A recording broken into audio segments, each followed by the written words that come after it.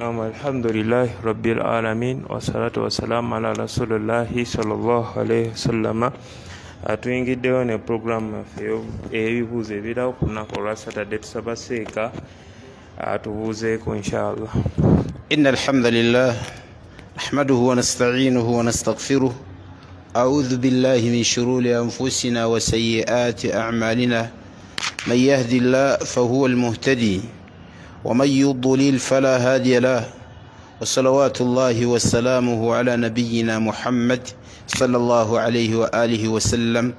Amma ba'du, abawuliza ba Rawda Islam Media n'emikutu gyaffe tubabuuzaako nti assalamu alaikum wa rahmatullahi wa barakatuhu. Alaikum salam wa rahmatullahi wa barakatuhu. Tuseke ekibuuzo ekisoose abuuza nti abantu ab'ennimiro aboogerebwako mu Suratul Kahfi be bamu bebogerwako mu Suratul Qalami aya 17 paka 32. Ba ashabul janna bwe tuba tutunuulidde banjawulo. Abali mu Suratul Kahfi, Allah yayogera ku bantu n'agamba nti waduribi lahum mathala rajulaini ja'alna li ahadihima jannataini min a'nabi فحففناهما بنخل وجعلنا بينهما زرعا كلتا الجنتين آتت أكلها ولم تظلم منه شيئا وفجرنا خلالهما نهرا. يغانتي mbakubira ekyokulabirako kya abantu babiri oba basajja babiri. Omu Allah tabaraka wa taala yamuwa ennimiro, ng'ennimiro eyo ejjuddemu inab tutegeezaamu abantu gye bayita grapes oba emizabbibu, era n'agyetoolooza mitende. Allah tabaraka wa taala n'ayisaamu emigga. yaga nti kilta aljannataini atat ukulaha, ejjana ezo oba ennimiro ebbiri ze yamuwa omusajja oyo zaali zireeta ebyengera byazo, ebyokulya byazo. Era Allah tabaraka wa taala n'ateeka munda muli emigga nga gigenda gifukirira. Kakati abantu abo be yali ayogerako, omu yali mukkiriza, omu nga mulongoofu, okwawukanako n'abantu ba Suratul Qalami. Allah bayogerako n'aga nti inna balawnahum kama balawna ashabal janna, tugenda kubagezesa nga bwe twagezesa abantu b'ennimiro. Kigambibwa yali musajja, ng'omusajja oyo alina abaana, naye nga bwatuuka yawmul hasadi jammaa almasakina, yali akuŋŋaanya ba miskiina wal aitam n'abamulekwa, wa ataahum haqqa, n'abeera nga abawa haqqahum, omugabo gwabwe yawma hasadi, olunaku lw'amakungula. Abaana taata waabwe olwafa baga taata badde adiibudde emaali yaffe, kye baakola nga bagamba alla yadkhulanna alaykum miskin, teri miskini agenda kuddamu kuyingira we tuli. Era Allah agamba nti idh aqsamu la yasrimunnaha musbihin, balayira ne bagamba tugenda leero keera ku makya okukungula ennimiro yaffe. Nekibeera nga bano balala nabali balala, naye nga enkomerero y'abombiriri yali efaanana, kubanga enkomerero y'abano Allah tabaraka wa taala kuzikiriza nnimiro y'ono omusajja yali yeewaanira ku munne, n'enkomerero y'abano ba ashabul janna Allah tabaraka wa taala yaga nti fataafa alaiha taifun min rabbik wa hum naimun, bazizikiriza ggulo limu ng'abantu beebase n'okukola ki, n'okwebaka. Era n'enkomerero y'abali ow'ekitiibwa Allah tabaraka wa taala yagenda okumaliriza nga ayisizaamu malayika nga zizikiriza ennimiro ye. Fa asbaha yuqallibu kaffaihi ala ma anfaqa fiha, kapito we gwataddemu mu kufukirira mu kukola ki, ne bukeera ku makya nga Allah tabaraka wa taala amugeredde ennimiro bagikoze eki, bagizikiriza. So masiruhum wahid, enkomerero yali emu, naye obuzibu bwali bwakuba nti baali tebali ku kyalo kimu, bano baali walala na bano baali walala. Wallahu taala alam. Sheikh, tuyanziza nnyo. Ono abuuza asiramuse avuga mwenge, kati akola atya kubanga talina mulimu mulala ate alina abantu b'okulabirira? Omuntu asiramuse nga muvuzi wa mwenge tumugamba agende eri bekikwata ku bakulembeze b'Obusiraamu bamuyambeko, ave ku mulimu omukyamu ogwo teguli mbulungi. Alkhamru ummul khabitha, omwenge maama w'ebyonoono, maama wa buli kimu ekikyamu kibi. So omuntu teyeesemberezanga kubeera wali mwenge. Wasiramuka tumugamba inshallah omulimu agute. Kyova olaba sahaba b'ebitiibwa bwe babalagira nti omwenge muguveeko, fahal antum muntahun, bagamba nti intahaina, omwenge tuguvuddeko. Fa ru'iya al-khumuru, abantu ne balaba ru'iyat al-khumuru, balaba omwenge nga gufuladinga ala sikakil Madina, street ze Madina. Kitegeeza nti omuntu bw'asiramuka abiviirako ddala n'abyewala n'abeera nga ayingirira ekituufu. Barakallahu fiikum, jazakumullahu khair. Sheikh, kibuuzo ekirala naabuuza nti omuntu singa bamutooza shahada ku WhatsApp, shahada eyo y'okusiramuka, era omulweti aba asiramusa oba nedda? Kasabeera nga nataqa biha, ng'agyogedde n'agyatula, busiraamu bwe butuufu nnyo. Lwaki? Shahada oli ne bw'abanga yagyetoozezza khalas ng'asobodde okugyatula, akyalabwako nga nabbi sallallahu alaihi wasallam yuqirruha, omubaka Muhammad sallallahu alaihi wasallam akinyweza. Yakinyweza ate nabbi Muhammad sallallahu alaihi wa alihi wasallam ku kisa ya Usama atema omusajja, atema abantu abatema, atuuka ku musajja, omusajja awanika ekisaaga nti ashhadu an la ilaha illa Allah, teri kisinzibwa okujjako Allah, wa anna Muhammadan abduhu wa rasuluhu. Usama muyisaamu ekiso. Nabbi yamusinkana yamugamba aqataltahu ba'da an qala la ilaha illa Allah, oyo teyafuna agimutooza, yagyogera ye kennyini yekka. Allah tabaraka wa taala, nabbi sallallahu alaihi wasallam n'atulaga nti enywedde. So shahada oba bagikutoozezza bati, kasita obeera ng'ogyogedde n'ogyatula ng'ate ejjayo ekigambo nti ebisinzibwa byonna babisinza mu bukyamu okujjako Allah. La ilaha ay la ma'budan bihaqqin, teri kisinzibwa mu butuufu illa Allah, okujjako Allah. Nekivaayo bwe kityo, wa ashhadu anna Muhammadan abduhu wa rasuluhu, kitegeeza nti oba ani agikutoozezza oba ogitodde mu ngeri ki, ow'ekitiibwa Allah tabaraka wa taala agikkiriza, era obusiraamu bwe butuufu. Wallahu taala alam. Naam, Sheikh, tuyanziza tuddako ku bibuuzo ebimu bye babuuziza ku Ramadhaani. Ono bamuyita Kasule, yasinzidde Somalia. Kasule, barakallahu fi, agamba nti mutala wehe asobola okusomako mu laaka zonna, asobola osomako suura ennyimpi z'amanyi oba ebitundu bye yakwata ebyenjawulo ebitonotono n'atasaala kiwanvu. ye sunna kusoma kikwanguyidde. Kyova olaba Allah tabaraka wa taala sola y'ekiro yonna umuman, Allah tabaraka wa taala yagaa nti faqara'u ma tayassara minhu, oba faqara'u ma tayassara min alquran, musome kikwanguyidde mu Quran. Buli omu ekimwanguyira mu Quran kyasoma. Bw'atyo Allah bwe yayigiriza, era kyekimanyikiddwa. Wabula abantu bakkaanya nti ffe twagala kusoma Quran gimalako mu Ramadhaani yonna, afabiha wa ni'ma, balungi era baba bongedde birungi ku birungi, naye omuntu teyeekaka, bamugamba kusoma kyayinako busobozi era kyayanguyirwa mu Quran. Barakallahu fi. Barakallah. Sheikh, kibuuzo ekirala kigamba nti I'm taking medication for 1 month, but I was advised to avoid fasting. What can I do? How can I benefit from Ramadan? Kakati okusooka kwa byonna, omuntu singa bamuwa advise nti alina okumira eddagala omwezi mulamba, n'ayingira Ramadhaani ng'omwezi mulamba alina kumira eddagala misana, bw'aba talimiza ajja kukosebwa, tumugamba akireke.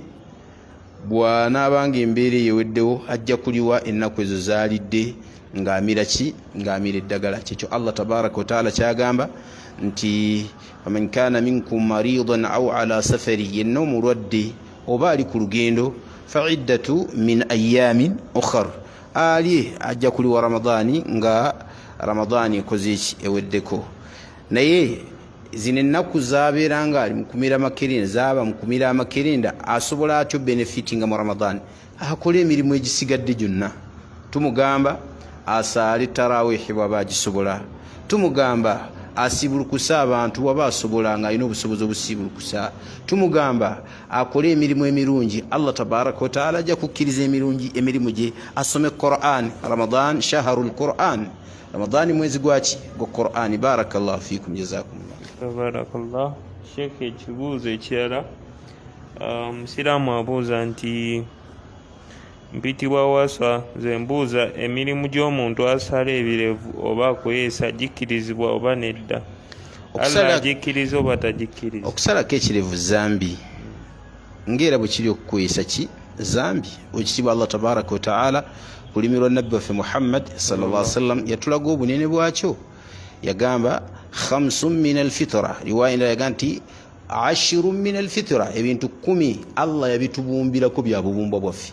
Mu byo mulimu ifa'ul liha, mu bubumbwa bw'omuntu obutonde mulimu omuntu okubeera nga alikako ekirevu. Wajuzu shawarib, n'okusalako amasulubu. Kati omuntu singa alikako amasulubu ate ekirevu n'akisala, oba singa asalako ekirevu, kitegeeza nti ayonoonye obutonde Allah bwe yamukola ki, bwe yamubumbirako, nga bwe yagamba nabbi Muhammad sallallahu alaihi wasallam. Ekyokubiri, n'okukendeeza engoye sunna. Nabbi sallallahu alaihi wasallam yagiyigiriza hadithi semu sibbiri nga atulaga nti engoye z'omukkiriza zikoma wakati wa ntumbwe, tezirina kusukka bukongovule.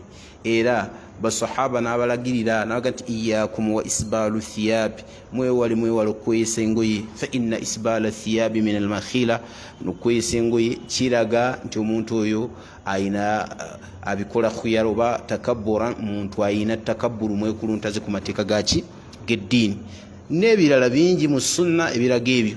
Akati omuntu wabanga abikola emirimu gye tegikkirizibwa, la abeera n'amazambi ge, naye emirimu gye Allah agikola agikkiriza. Essola bw'ozisaala, nkakasa nti owekitiibwa Allah tabaraka wa taala mu bigambo by'abawalimu ebyasembayo, owekitiibwa Allah agikkiriza emirimu gye gy'okola. Era nkakasa okusinziira ku kigambo ekyasembayo, essola Allah agikkiriza, ne okusiiba akukkiriza, wabula Allah akuvunaana omusango omunene ogw'okukweyesa engoye. Wallahu taala alam. Naam, Sheikh, tuyanziza nnyo. Ekibuuzo ekirala, Sheikh ono abuuza nti kitutte ebbanga ng'alina omwami gw'abanja, agamba asaba ku magezi akoze atya okufuna hakki ye? Omuntu gw'obanja bw'oba oyagala okumuggya mu hakki ye, mutuukirire, omugaa nti munnange hakki yange njeetaaga. Bw'agaana, mutwale eri abo b'osuubira abasobola okuyingira mu nsonga zo, aba bulijjo mu ntandikwa.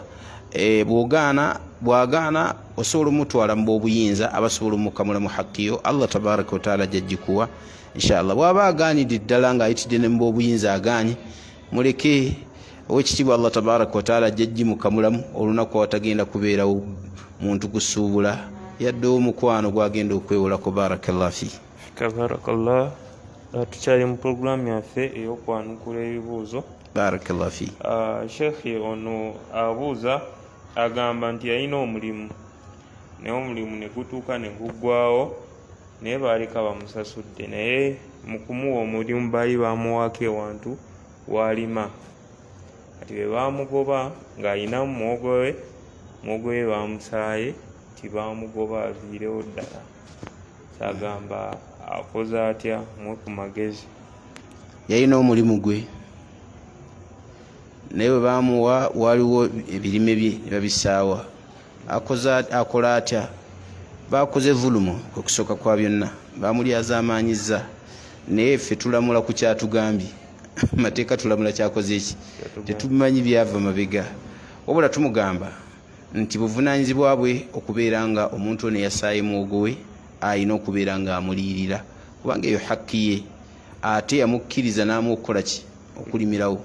Bw'abanga agaanye, agenda ayiye walala. Ardullahi wasa, ensi ya Allah ki ngazi, ajja kufuna biidhinillahi taala. Barakallahu fikum. Si enkomerero y'obulamu.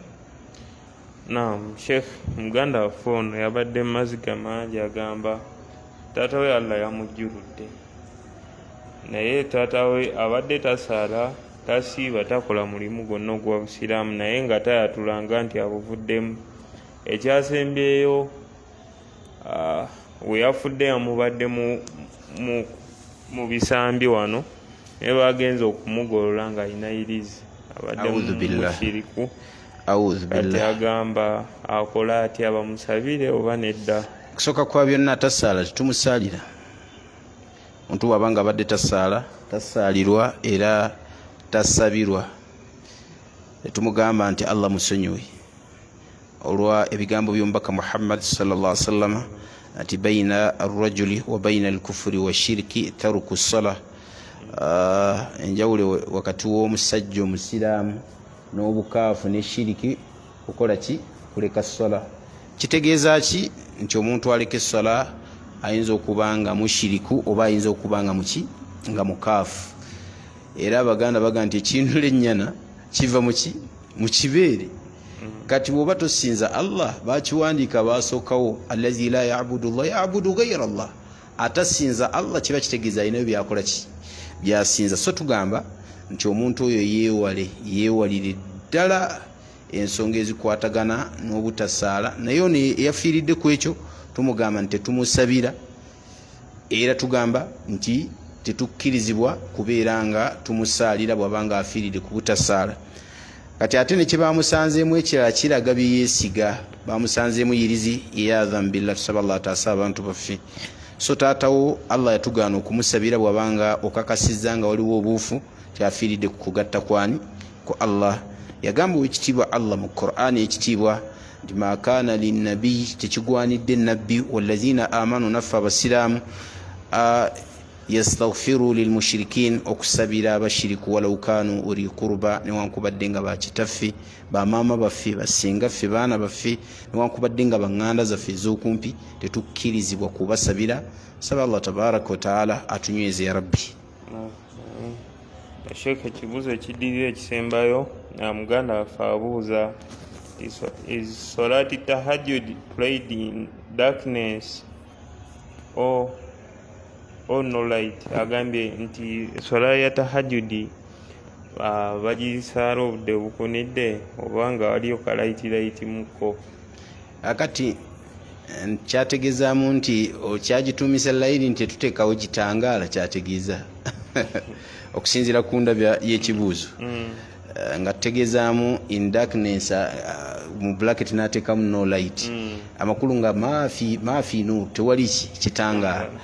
Abamu balowooza nti olw'okuba bagituuma layiri tewabeera kitangaala. Mutuufu wabeera nga tewali taala tukozesa ekizikiza naye wabeerawo ettaala tekigaana kusaala mu kitangaala kubanga okubeerawo kw'ekitangaala kyekiri asilamu. Omuntu awona bingi nga waliwo ekitangaala bingi by'obuulabako ate nga biyinza okubeera ebyobulabe gy'okola kigyoli. Wallahu ta'ala alam. Naam, Sheikh kibuuzo kyaffe kisembeyo mu bibuuzo byaffe era y'omu yabuuza nti asaba okumubuulirako ku family planning methods ezikkirizibwa mu sharia n'ozikozesa. Family planning abawalimu bakuba ekigambo ekyo ekibayita family planning. Bagamba Busiraamu temuli kibayita family planning. Era bagamba nti mulimu mubaadatu baina fatirati alhamli. Abawalimu bo bawa ttaamu ennungi bagiyita mubaada baina fatirati alhamli oba mu luzungu kyebayita spacing. Bakiyita spacing. Bo bagamba nti mu Busiraamu tulinamu kyebayita spacing olw'okuba nti olubuto omuntu okufuna embuto ez'okumukumu kiyinza okukosa omukyalo ono. Netugamba nti kakolewo kyebayita ki spacing na spacinga egundi naye oli bwakola kyebayita tahdidi nasli nga yagambwa ali ku family planning amateeka g'eddiini galaba nti oyo aba alwana butereevu n'amateeka g'eddiini kuba nabbi Muhammad sallallahu alaihi wasallam yatulaga nti tetukkirizibwa kusiba nabaana oba kusiba magi gano okubeera nga gafuna ki. Yagamba aw'ekitiibwa nabbi waffe Muhammad sallallahu alaihi wasallam tazawwaju alwaduda alwaluda. Ye nabbi yatugamba kuwasa bakyala abazaaze batuzaalire ennyo nga teri byakusiba ebyo. Yagamba nti fa inni mufakhirun bikum al umam yawma al qiyama. riwaya endala n'agamba fa inni mubahi bikum al-umam yawma al-qiyama, riwaya endala n'agamba fa inni mukathirun bikum al-umam yawma al-qiyama, nze ngenda okwewaana n'ennamba ennyingi ku kiyama nga ngitambuliramu nange ngejja olw'abantu abangi n'okuzaala kw'abakyala okungi. Mubahi nze ngenda okwewaana, mufakhir ngenda kubeera ne fakhuru amakulu nga nzitowa, mukathiru ngenda kuba n'ennamba nga nyingi. Bw'atyo yayogera nabbi waffe Muhammad sallallahu alaihi wasallam. Kati omulanga gwa nabbi gutegeeza kuzaala nnyo so si kusiba kuzaala. Wabula omuntu waba alina naddala omukyala ng'okuzaala kumukosa, naddala okuddiringanya abaana bennyini bakosebwa, tukola kye bayita mubaadatu baina fatirati alhaml, okubeera nga tuteekawo mu spacing, ne tubeera nga tukozesa birth control messages ezikoze ezimanyikiddwa, tukontrolingako bukontroli so si kuziiza. Tugenda tukugira nti omuntu eyali badde azaalira mu mwaka tuteekawo embeera ng'eki bwe tulaba nga akaweta tekalina buzibu asobola okukakozesa, kali mu birth control messages. Bwe bateeka muno mu mukono, waliwo n'engeri gye bagita oba n'enkola gye bayita withdraw method, al-uzla nga basahaba bebaga nti kunna na'zilu wal qur'anu yanzil, twali tukola withdraw method eyo nga ne Qur'an ekola ki. Withdraw kitegeeza omuntu bw'atuuka okuwulira amazzi nga gamuvaamu, fayanwi khuruj alma kharija almahbal, n'abeera nga aleeta nniya okubeera nga amazzi ago gabeere nga gafulumira wabweru waki wa obwereere. Kitegeeza ki? Kitegeeza nti yagikozesezza era amateeka g'eddiini gakkirizibwa okubeera nga akola ki, ng'agikozesa. Wallahu ta'ala a'lam. Naam, Sheikh tuyanziza nnyo. Ndoza tukomyawo Sheikh, mpozi ng'olinayo ekigambo ky'otugamba. Kigambo kye ngamba abayisiraamu tusigazza ndowooza olunaku lumu okuyingira mu mwezi gwa Ramadani. Tukuutira abasiraamu mu ggwanga lyonna okubeera nga basiiba bawulirize wasiya y'owekitiibwa Allah tabaraka wa ta'ala gye yagamba faman shahida minkum ash-shahra falyasumhu, yenna Ramadani gwe beesanzeewo agikole ki, agisiibe. Tetumanyi nti oba Ramadani erijja erikusangawo, anta ala washki hadha Ramadan, oli kumpi okutuuka ku Ramadani eno, Allah ayinza n'okukusaasira n'ogiyingira, ne tetumanyi oba eriddako erikusangawo. Yensonga lwaki tukugamba muganda waffe ne mwannyinaffe awuliriza, Ramadani bwe kusangawo, Ramadani gisiibe, wuliriza eddaame lya Allah, faman shahida minkum ash-shahr falyasumhu, faman shahida minkum ash-shahr falyasumhu, faman shahida minkum ash-shahr falyasumhu. Yenna Ramadani gwesangawo, omwezi gusangawo, asiiba omwezi ogwo, nekibeera ngayo aya fuula okusiiba Ramadani nga kwa tteeka eri ffenna abayisiraamu, abeere nga omusiraamu yakayingira obusiraamu, oba omuntu yenna ng'obusiraamu yabumazeemu ebbanga ddene, bamugamba nti omwezi agukole ki, agusiibe. Wallahu ta'ala a'lam.